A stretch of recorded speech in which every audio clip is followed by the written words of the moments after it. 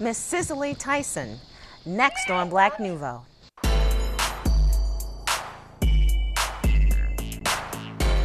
Hi, I'm Faithe Colas. Welcome to Black Nouveau. On this edition, we'll talk with screen legend Cicely Tyson about a growing health problem in the African American community. We'll also hear from Terrence Roberts, a member of the Little Rock Nine that started the integration of Arkansas public schools, and we'll profile Lena's food markets. But first, HIV. African Americans have been disproportionately affected since the disease began, and that disparity has deepened over time. Healthcare professionals are turning to the Black church for help in combating the disease. Robin Sherry has more. African American churches are getting involved in the fight against HIV/AIDS. This is a state certification workshop being held at Emmanuel Baptist Church in Beloit. One of the topics of discussion involves perhaps the most known African American living with HIV. The national basketball star Magic Johnson 3 years back announced his condition. Could anyone explain the difference between the AIDS virus and the AIDS, in his case, based on your knowledge? Well, the Magic Johnson case was an ideal situation. First of all, he was a world-class athlete. His body was already in tip-top condition. He found out early. He was tested. He found out early. He was rich.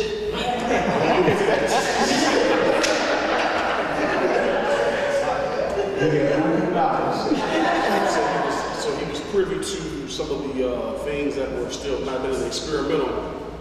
So that was an ideal situation where he just found out early. People were very supportive around him, and so he was able to catch it early, get on the meds, modify his diet, do everything that's needed to help the person sustain and get their immune system somewhat under control. Tracy Whitmore is the program assistant for the HIV/AIDS unit at the Black Health Coalition of Wisconsin. She was diagnosed with HIV nearly 13 years ago. First, it was just the challenge of accepting the news, of not going into denial. I refused to let myself go into denial, so I would get into the mirror every morning and go, "You're HIV positive, and don't you forget it." So that I would never, ever forget and never just not think about it. After that, it was letting my family know and being afraid of being rejected by my family, which thank God I was not. I have the most accepting, loving family ever.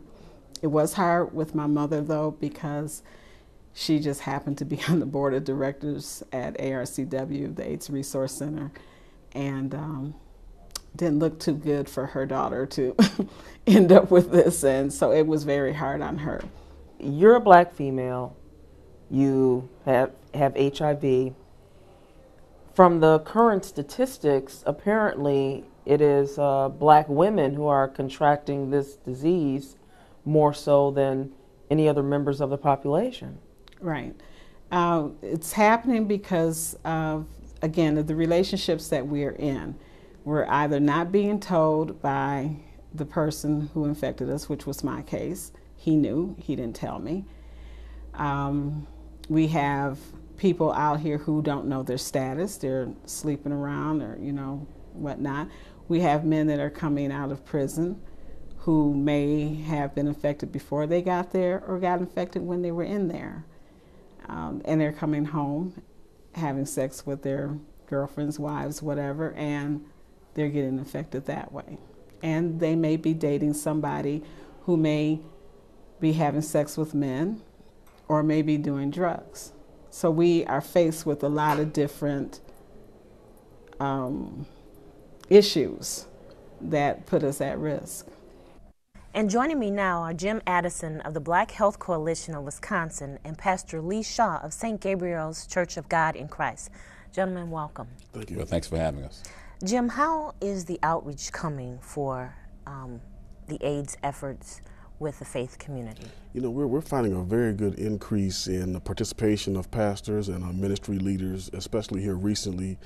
We're doing a HIV certification workshop where we have pastors and their ministry leaders come in And we talked to them about HIV 101, dispelling myths. We talked to them about stigma, what it's like to live with HIV and AIDS, and the turnout for those events have been great. We had told the state that we'd get about 10 to 15 pastors per workshop, and it's been about 20 to 25 per workshop, and we've done 4 so far. That's some of the more recent activities. Okay. Pastor Shaw, tell us about the activities for the Black Church Week of Prayer for the Healing of AIDS that are taking place at your church. All right. Well, we have, as was mentioned earlier, a support group, so that support group will be going on, and we will be, of course, soliciting more and more folks to attend. We will be incorporating a sermon on HIV/AIDS on Sunday morning.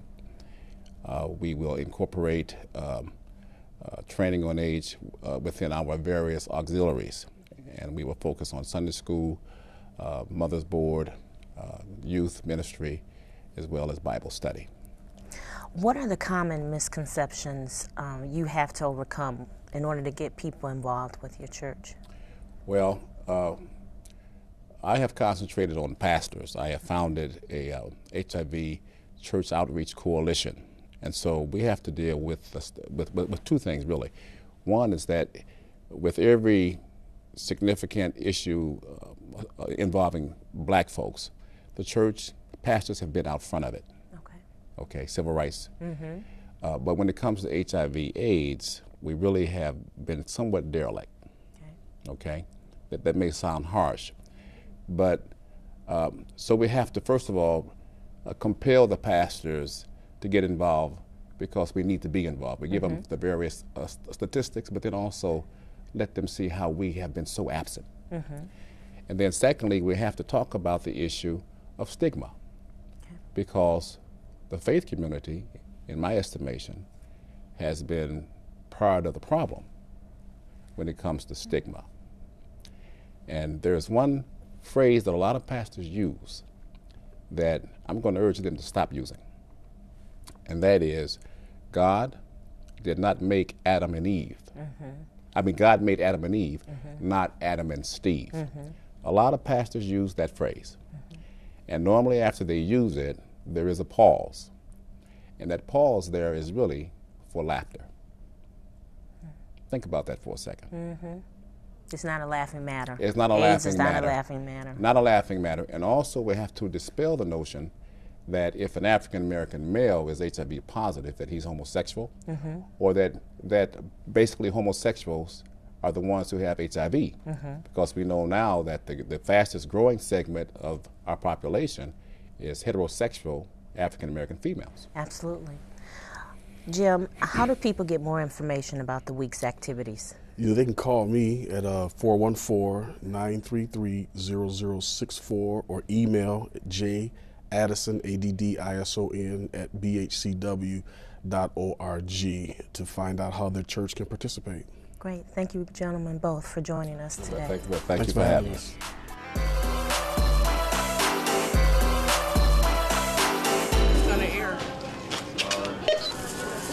Since 1965, Lena's Food Market has been serving the community.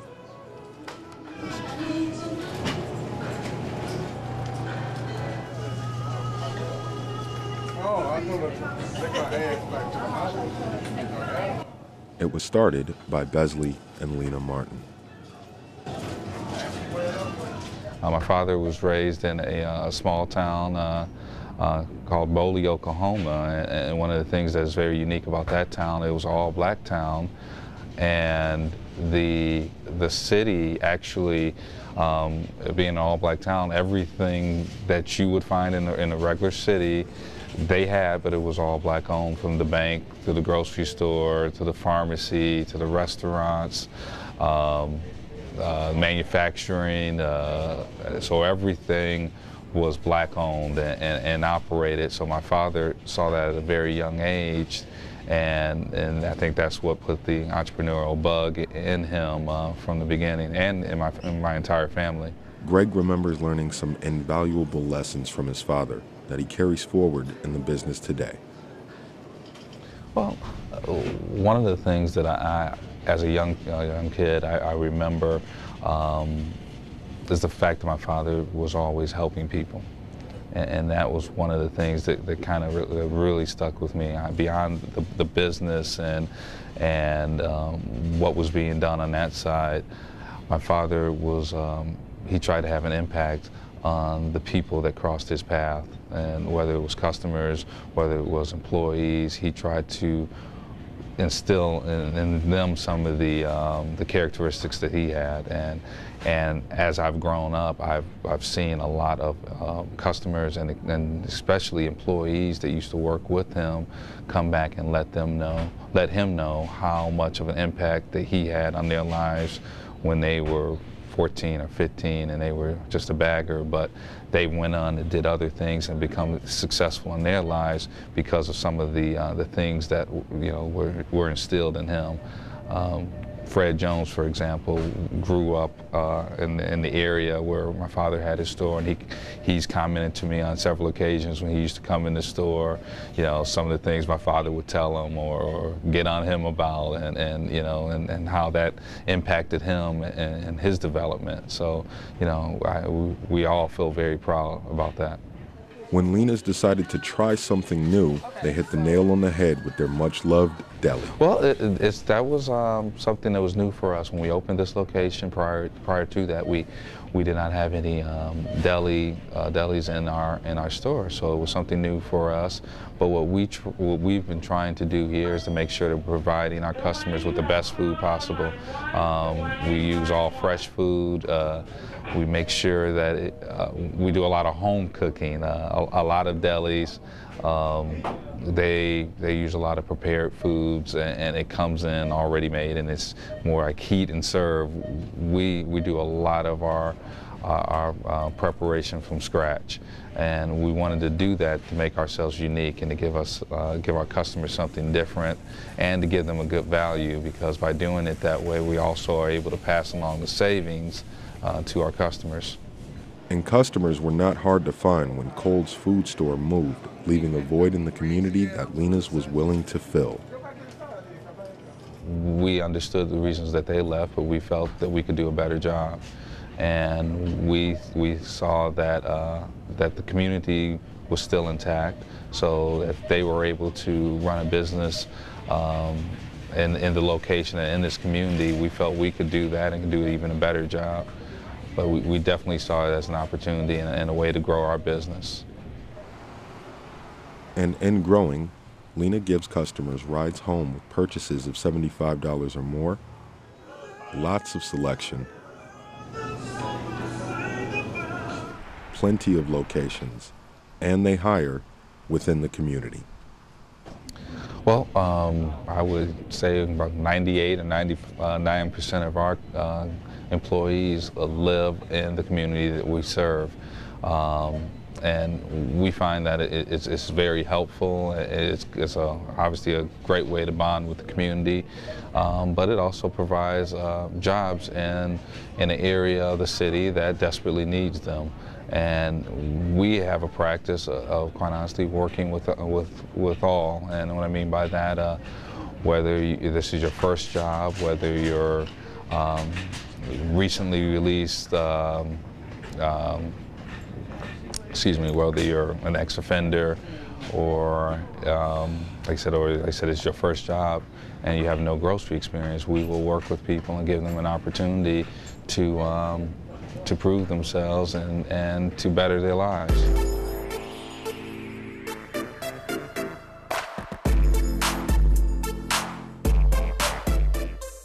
Everybody has a right to excel. That's what I learned at Gibbs Elementary School, Dunbar Junior High, and Horace Mann High School back in Little Rock. Every time I stepped onto the campus of all those all-black schools, I knew without one shred of doubt that I was a loved individual. I was embraced and honored, expected to succeed. You can flourish in those kinds of circumstances. It's difficult in other circumstances, but not impossible. Oh, yeah. And that, too, I learned in Little Rock. It was very difficult, but it wasn't impossible. One of the things I had to overcome was fear. I feared for my life on a daily basis, on an hourly basis. One of the things I always wanted to do was leave that place because it was so vile. And yet, one part of me said, you have to be here. It's important to be here. And so what I did with the fear, I put it in my pocket. Fear you can take with you. Fear does not serve as a barrier to anything. It just causes you all kinds of things that happen in your body and your mind even. This is Dr. Terrence Roberts speaking at the University of Wisconsin-Milwaukee. In 1957, he volunteered to be part of a group of students to integrate Central High School in Little Rock, Arkansas. This group of 9, which originally was a group of 150, faced bigotry and racism head-on and will forever be known as the Little Rock 9. The school board designed the plan, which meant it would be one high school at Central, and there would be a one-way process. That is, only black kids would come from the all-black school to Central. There would be no white kids going to the all-black school, which is pretty much the pattern. So that was the preparation, pretty much. Wasn't anything else. Sometimes people ask me, well, weren't you taught or told about what to expect? No. One, nobody really knew what to expect. School board was quickly in disarray once the governor began to act, because the governor was doing things that school board hadn't anticipated. The opposition that was mounted against us was relentless. It started with the governor himself, who called out the National Guard to keep us out. The people were emboldened by the governor's position, so they did stuff to us with a sense of impunity.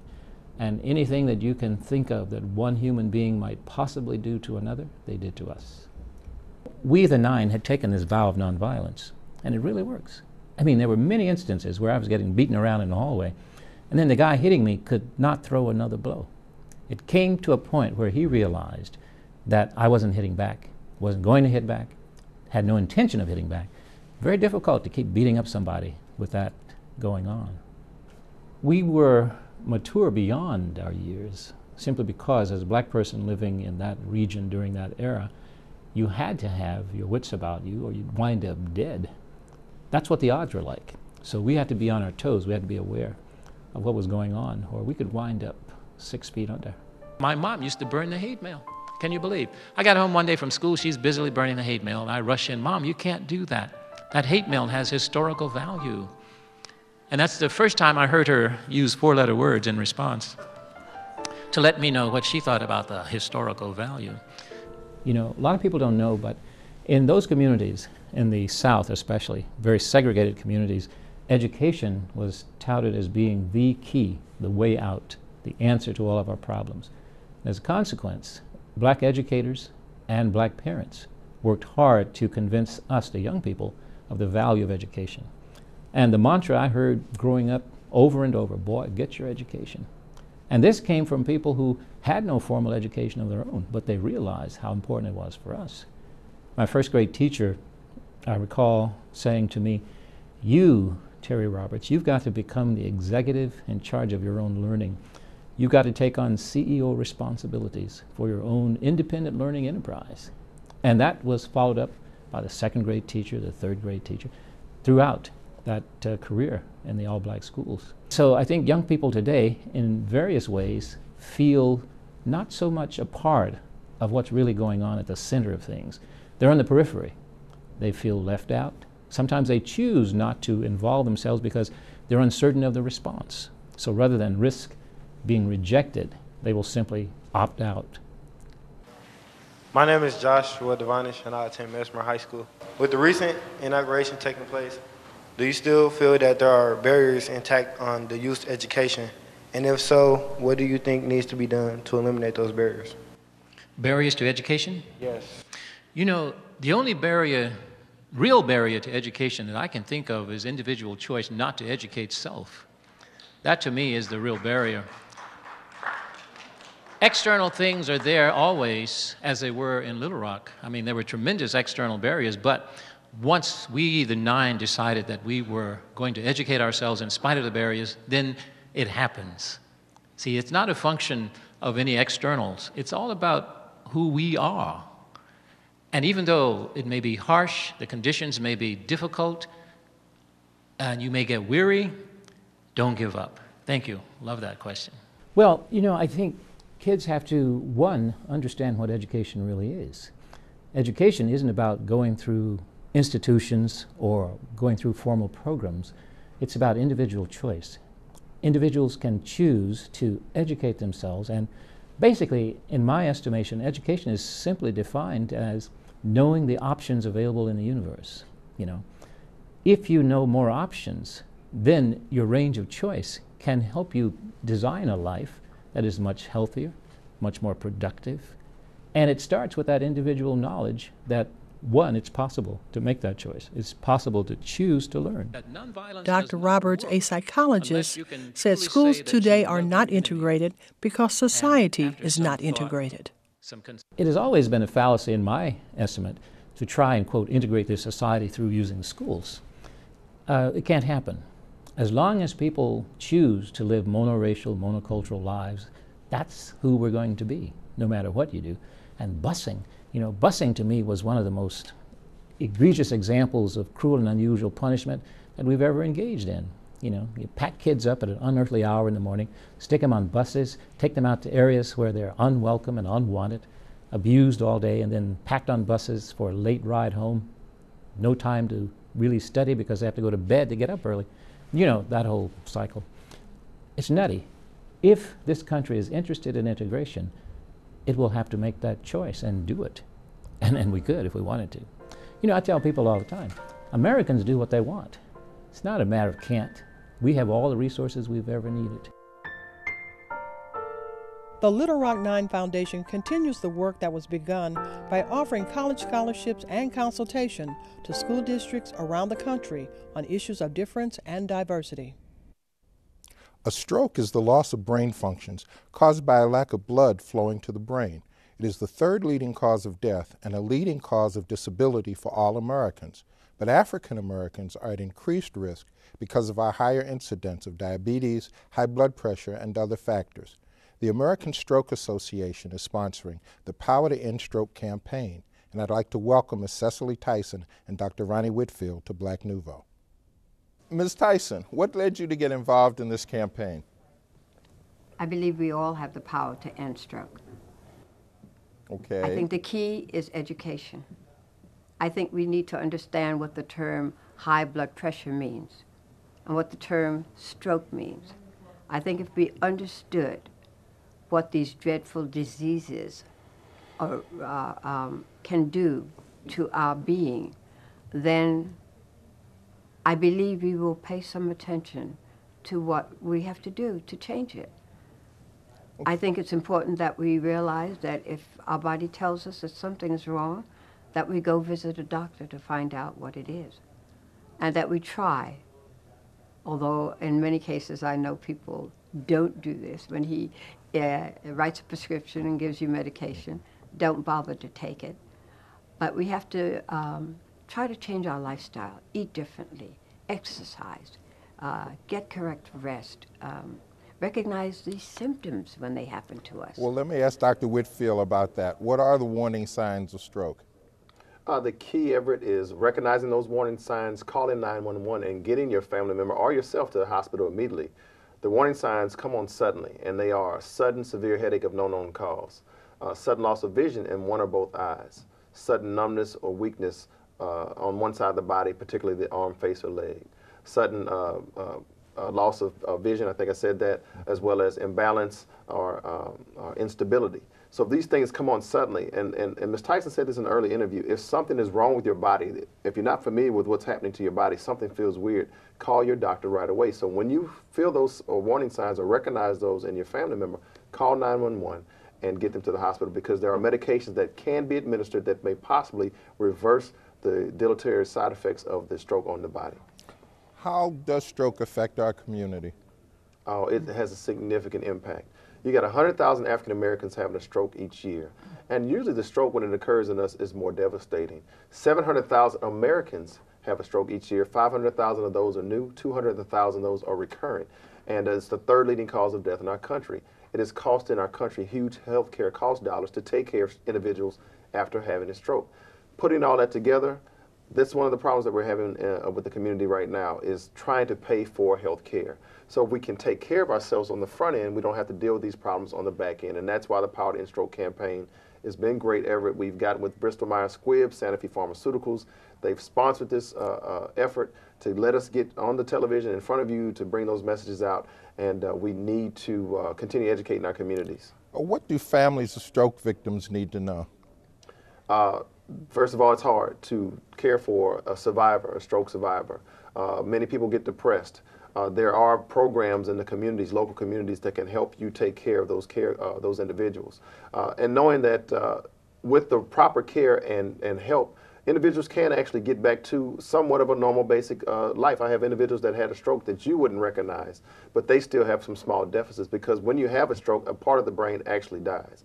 But again, there are individuals in the community, there are groups in the community, support groups for families as well as the survivor, that can help them function and live better and happier lives. What are the things? May I just interject Sure. something? I also think that if you notice something different about a family member and or friend, I mean, if they're not walking correctly, if they are fumbling for words, if they seem off balance and something strange, then you know they may not be telling you that something is wrong or they think something is wrong, but you can see it. Exactly. And that's the time for you to dial 911 or get to the doctor immediately. Dr. Whitfield, very quickly, what can we do to reduce the risk? Reduce the risk. Seeing your doctor on a regular basis. Stop smoking. If you smoke now, stop smoking.